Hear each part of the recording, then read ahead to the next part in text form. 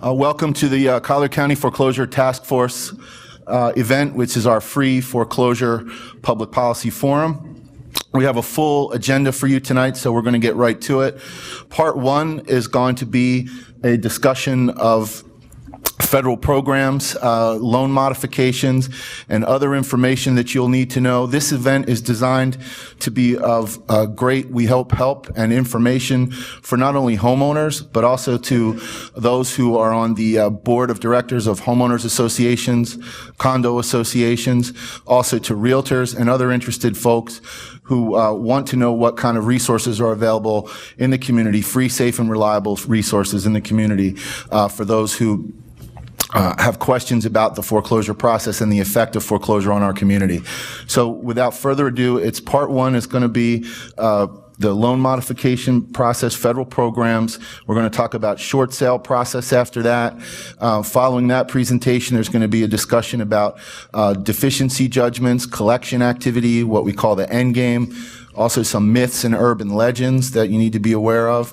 And there'll be a discussion in depth about condo associations and homeowners associations and resources available to them, good information about their rights and obligations, and also remedies available to homeowners associations, and a discussion for realtors on the short sale process, because I know that there's a lot of technical information that realtors need to know.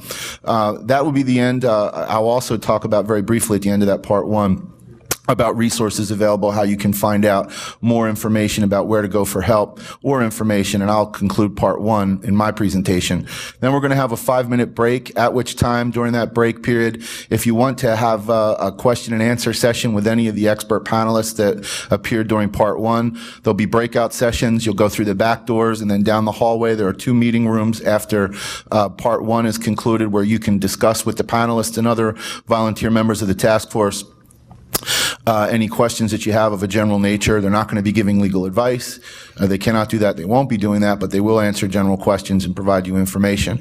Then after the 5-minute break, we've got a really nice program in part two. You're going to hear about the coordinated community response, not only the efforts of the Foreclosure Task Force since 2008, but you're also going to learn about the efforts of Collier County Code Enforcement in their blight prevention program, and also the great efforts of Collier County Sheriff's Office with respect to the Community Safety Teams Initiative. So without further ado, I'm going to turn this now over to Michael Puchalla of Housing Development Corporation. Michael? My name is Michael Puchalla. I am a certified foreclosure intervention counselor with Housing Development Corporation of Southwest Florida. We're a local HUD-approved nonprofit counseling agency right here in Naples. Today I'm going to be briefly discussing programs and procedures available to struggling homeowners who are interested in retaining their primary residence property. We're going to begin with an overview of the loan modification process. A loan modification occurs when the owner of a mortgage agrees to alter one or more of the following elements of a loan: the interest rate, the term, and/or the principal balance through either a forgiveness or a forbearance. It is important to understand who the true owner of the mortgage is. The institution you make your mortgage payment to is typically a servicing company. They collect payments on behalf of an investor who has the ultimate say in whether a loan will be eligible for modification assistance. Even though the decision lies with the investor, homeowners who seek assistance will typically work through the servicing company when they request help. Every file is reviewed independently to determine the individual household's ability to pay. We'll need to determine total gross household income, and it will need to be verified, and the lender's also going to review household expenses. The level of modification assistance will vary depending on the individual household's financial circumstances. It definitely helps to research and understand the programs that are available before requesting help from the bank. In March of 2009, the Department of Treasury announced the Making Home Affordable initiative. There are currently 3 major components of the initiative, and these are the Home Affordable Refinance Program, better known as HARP, the Home Affordable Modification Program, or HAMP, and the Home Affordable Foreclosure Alternatives Program, better known as HAFA. HARP provides an option for homeowners who have stayed current on their mortgage payments to be able to refinance and take advantage of today's low interest rates, even though property values have dropped below normally accepted levels. And this is typically accomplished by the lender allowing a waiver of appraisal and not looking at property value as a determining factor in the loan eligibility. The investor or owner of your mortgage must be either Fannie Mae or Freddie Mac as of today to participate in this particular program. Homeowners have the opportunity to work with any participating lender to obtain competitive pricing on the new loan, but income must be documented and sufficient income must be proven to cover the new mortgage payment along with all other household debts, and of course credit is going to be reviewed as well. The more widely used retention program available through Making Home Affordable is HAMP. Any servicing company or investor is eligible to participate in this program, and there are actually financial incentives for each successfully modified loan. We, as a task force, have previously covered a detailed loan modification case study using the HAMP model, and there's a link to a video presentation of this case study available on the Collier County Task Force website at www.collierftf.com. I encourage anyone interested in learning more about the loan modification process to take a look at this video. Now, most investors, including Fannie Mae and Freddie Mac, will review files for in-house or backup modification programs in cases where HAMP is deemed to be ineligible. These reviews are typically initiated automatically using the same paperwork that was already submitted, but you do need to be aware that additional financial documents are going to be requested and need to be updated frequently. It is important to read any denial letters which are received from the servicer thoroughly to determine what other options may exist. A denial may lead to another option, and you want to be aware if there's another option, what steps need to be taken. Treasury has recognized that it is not financially feasible for every single homeowner to be able to retain their property. This led to the creation of the HAFA program, which is going to be discussed in greater detail by my esteemed colleagues in the upcoming short sale presentation. As they say, all good things must come to an end, and we do have some expiration terms on these great programs. The Making Home Affordable programs were actually initially scheduled to expire at the end of 2012. Treasury has provided some extra relief and decided to extend all of these programs through the end of 2013. The Mortgage Forgiveness Debt Relief Act of 2007 is set to expire at the end of 2012, barring an extension. This program was created to provide an automatic exemption to having to pay income tax on mortgage forgiveness on a qualified principal residence. You can learn more about this act at the irs.gov web address that's up on the screen, and I know it's a lengthy address, so I want to let people know this presentation will be on the collierftf.com website in the near future. We encourage all struggling homeowners to be proactive in seeking professional assistance with all legal and tax matters. Getting the information that you need and making sound decisions now regarding an underwater mortgage can have a huge impact on your future, financial future. In 2010, Treasury took additional steps in identifying states which have suffered the greatest impact due to the foreclosure crisis and provide targeted funding to these states. And I don't believe it comes as any surprise that Florida ranked very high on this list. Our state has received an allocation of approximately $1 billion through the Hardest Hit Fund program. The goal of the program is to provide mortgage payment and/or reinstatement assistance to homeowners who have become unemployed or underemployed through no fault of their own. There are some very exciting changes that are presently taking place. We've been quite busy reviewing files that were initially deemed ineligible.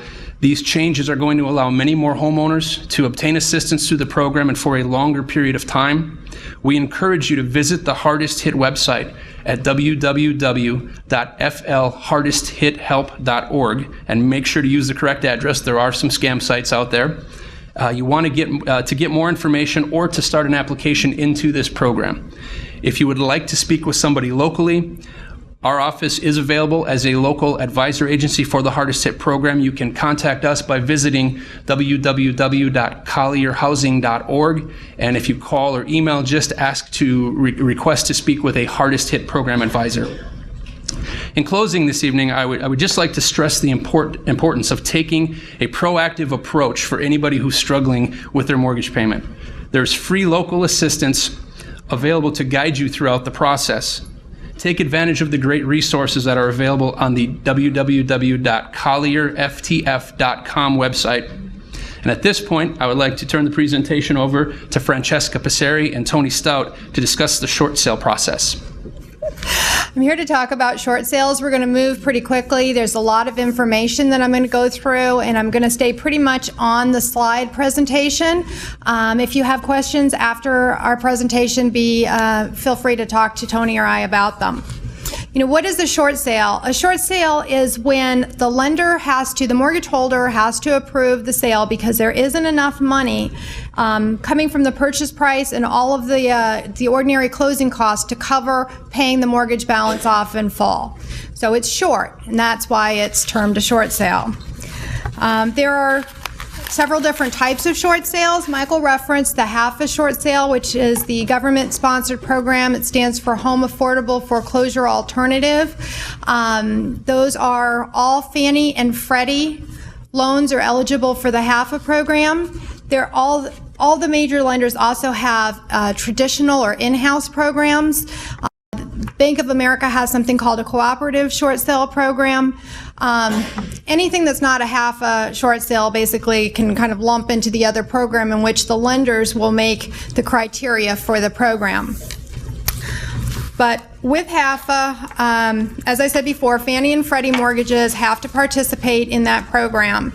All other mortgage holders may elect opt-in. And there is a list available on the Making Home Affordable website where you can look up your lender and determine whether or not they're participating in HAFA.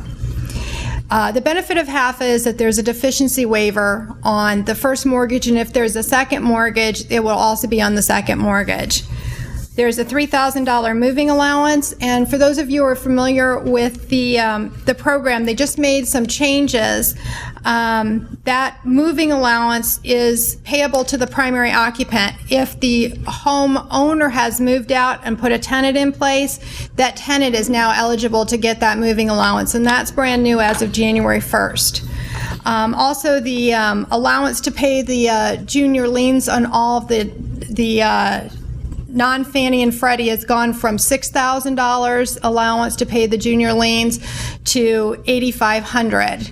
And your junior liens are things like your HOA fees, your condo fees, any judgments that are out there, any tax warrants, and second mortgages.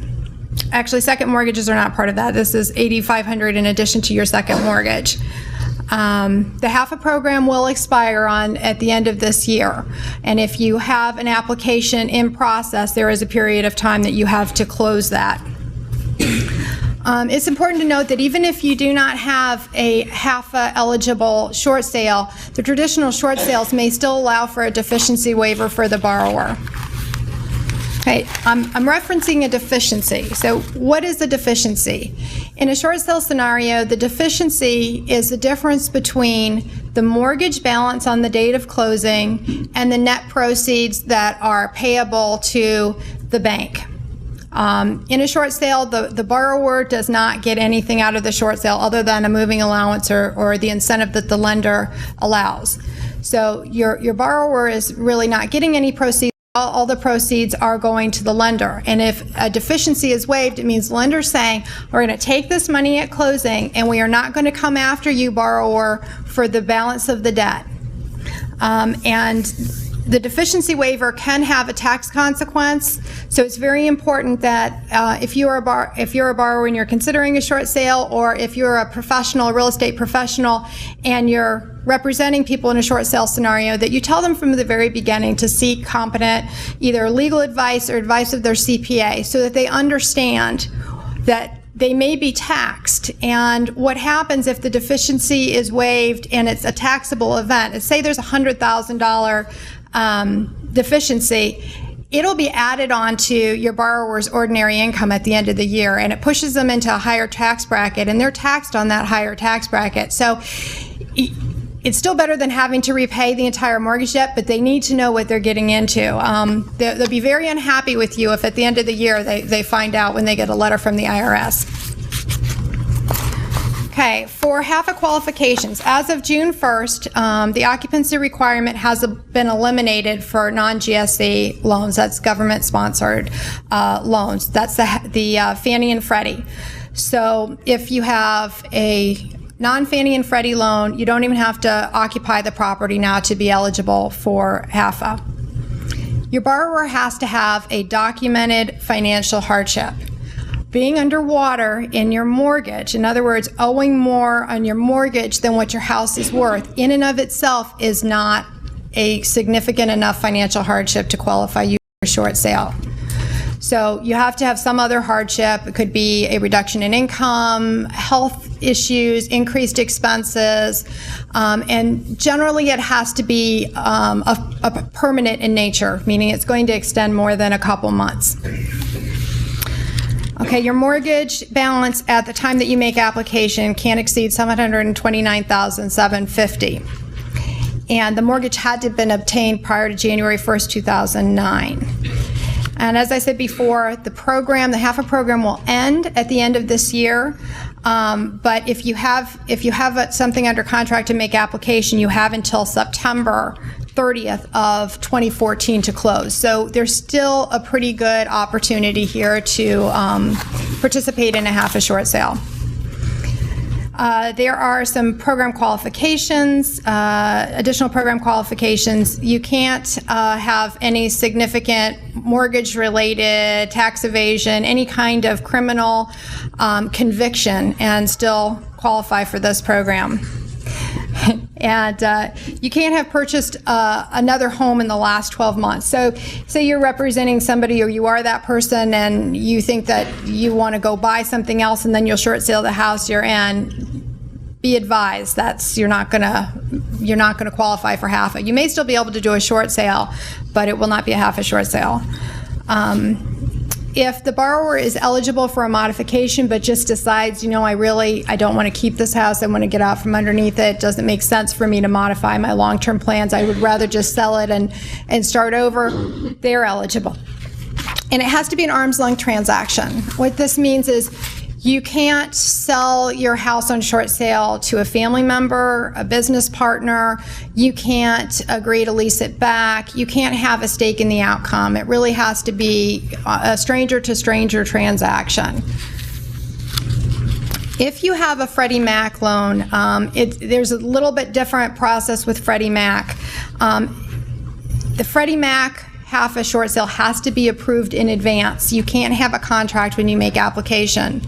So that's a really important distinction between every other kind of HAFA short sale. And the borrower has to be more than 60 days delinquent and have cash reserves less than the greater of $5,000 or 3 times their current monthly mortgage payment. So again, it goes back to demonstrating that financial hardship. Michael touched on this, and it's the difference between the servicer and who is the ultimate investor who holds your paper, who owns your note and mortgage. The servicer is the lender or company who sends you your mortgage statements. If there's a foreclosure action, they'll be the one usually who brings a foreclosure action. They will negotiate your short sale. They'll negotiate modifications. So they're the front person. The investor is the back party. That's the party that actually owns the paper. And these are often different. Sometimes they're the same. Sometimes Bank of America is your servicer and Bank of America holds your paper. But sometimes Bank of America services lots and lots of loans that they don't own. So it's an important distinction that you know this, because it is going to affect how you go forward in the process and what short sales you're eligible for.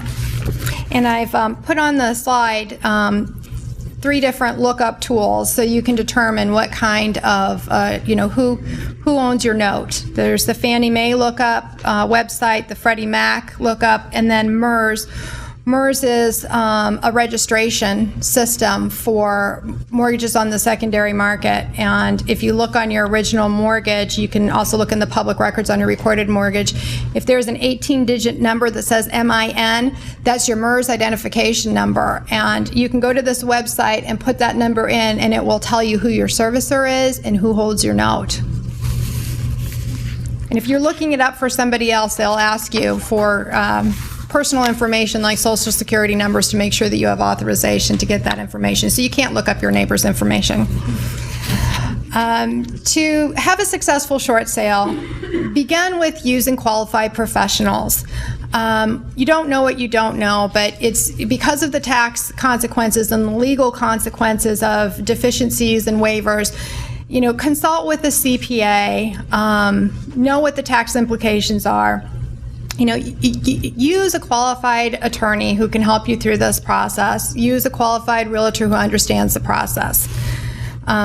Begin by determining who services and owns a note. That's the first thing that I do when I get a new short sale in is I look it up. I find out who I'm dealing with right from the gate. Then I get an application.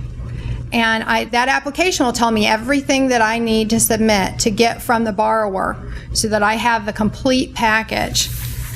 You want to properly document the hardship. Like I said, a hardship is the threshold analysis for whether or not you get to go forward. So explain, you're going to have to write a hardship letter and explain to the lender what your situation is or what your borrower's situation is that would qualify them for this relief. The property has to be listed for sale with the realtor. It's very hard, if not impossible, to do a short sale on a property that's for sale by owner. I haven't done one yet. I'm not saying it couldn't be done, but generally they want to see that the property is listed, it's on MLS, and that they're getting a good pool of potential purchasers so they get the highest value for the property. Like I said before, use an experienced realtor, use an experienced attorney. You'll want to obtain the current statements for all of the junior lien holders, the second mortgage, condo assessments, HOA fees, unpaid property taxes. I just did one where somebody failed to tell me about a couple tax warrants. Tell your attorney everything that's out there is a lien on the property, because we usually don't do a lien search until after we get short sale approval. So if there's something at the very beginning, you have to go to the lender and tell them everything. You have to give them a list of everything that you want them to absorb, because in a short sale, the lender's paying all of the closing costs. If something's not on that list, it's not going to get paid. And if the borrower doesn't have the money to pay it, then you get to start all over again with submitting the application. So it's really important to fully advise your professionals that are helping you what liens are out there. If you owe child support, if you're not current in your alimony, tell your professional so that they know going in. Because a lot of these things can be remedied, but we need to know in advance. Accept only offers that allow sufficient time, not less than 45 days, to obtain lender approval. I can't tell you how many times I get contracts that say 30 days. And it's really hard to get that done unless there's already been one failed attempt and the lender has all the documents. So again, a good contract will set everybody up with realistic expectations so that it can go forward as smoothly as possible. Assemble a complete short sale package. Do not send things in piecemeal. The lender will not process your application. If you're lucky, they will tell you that something is missing. If you're not lucky, they will just pitch it. And you'll spend weeks waiting to hear from them as to what happened with your short sale, only to find out that they no longer have it because you didn't send in everything. That's better than it used to be, but keep in mind, they're dealing with tremendous volume, and anything that you can do to make that negotiator's job easier is really going to pay off. Maintain weekly contact with your servicer. There'll be an assigned negotiator at some point in the process after you send the application in. Call that person, email that person, leave that person messages, fax that person. Is there anything that you need?